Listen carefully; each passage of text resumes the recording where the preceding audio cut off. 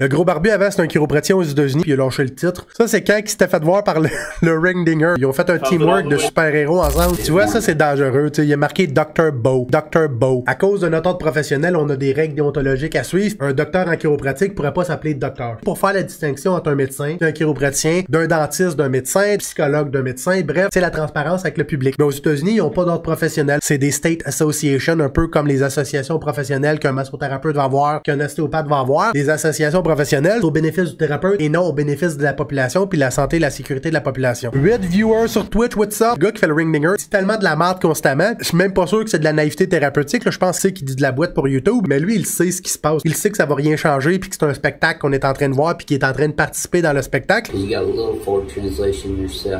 On s'en sac, translation de la tête vers l'avant, ça change pas grand chose. La posturologie, moi je suis pas un fan, je le répète dans toutes mes vidéos. La posture, c'est important quand on arrive en clinique parce qu'on a une entorse, parce qu'on a une douleur au dos, au cou, on a de la difficulté à tourner, on a le cou croche parce qu'on a un torticolis. Ça, la posture devient important parce que ça commence à éclaircir les diagnostics différentiels. La posture, pour le sake de la posture, ça nous dit aucune information pertinente. Les études le répètent constamment. La posture, quand vous êtes pas en douleur, ça sert strictement fuck off. On commence le spectacle.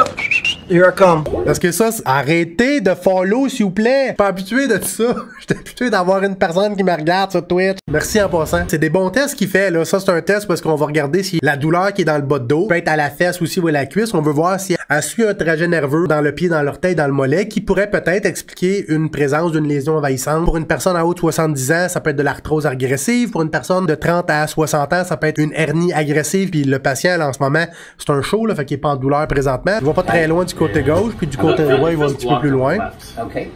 Donc on peut travailler ça avec la thérapie manuelle pour le soulager, mais s'il n'est pas en épisode de douleur, ça va changer focal. C'est pas parce qu'on y swing le cou qu'il va miraculeusement regagner de la mobilité quand ça fait des années que c'est comme ça. C'est lui qui a le contrôle au long terme. Nous, on peut ramener le cou. Ou pas. Jouez prudemment. Quand depuis 2 semaines, on est barré et on est capable de tourner. Mais quand c'est chronique, il n'y a aucune manipulation qui va arranger ça. Là.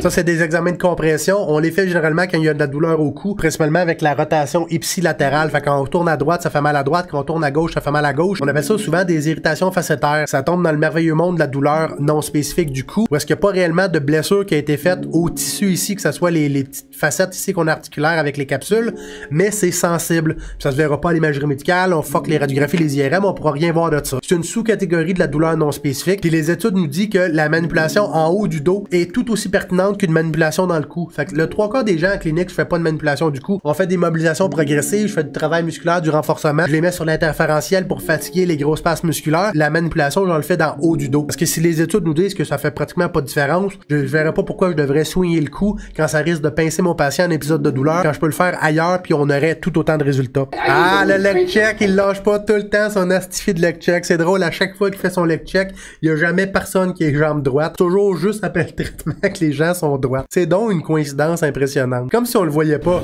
Attends là. Check son gros pouce sale. Il pousse en asti. Les études nous disent que ce genre d'affaires-là, ça apporte absolument rien cliniquement. Le patient a juste besoin d'être mis maladroitement à la table. Ça va fausser les données.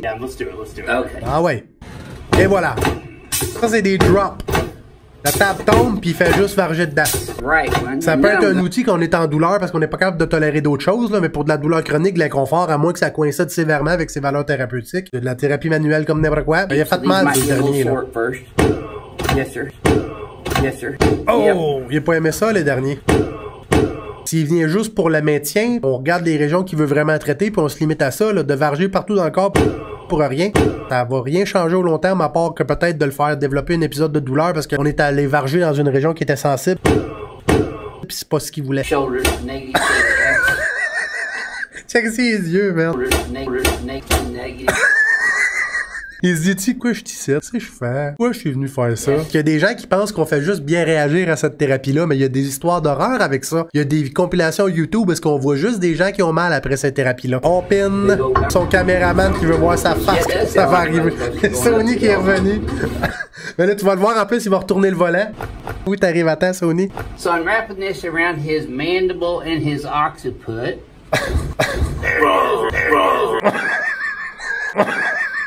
Puis je me demande tout le temps s'ils s'en retiennent parce qu'ils sont dans une vidéo. S'ils seraient dans un contexte de cabinet privé, probablement qu'ils seraient peut-être plus vocal avec l'inconfort que ça causait. C'est un big boy.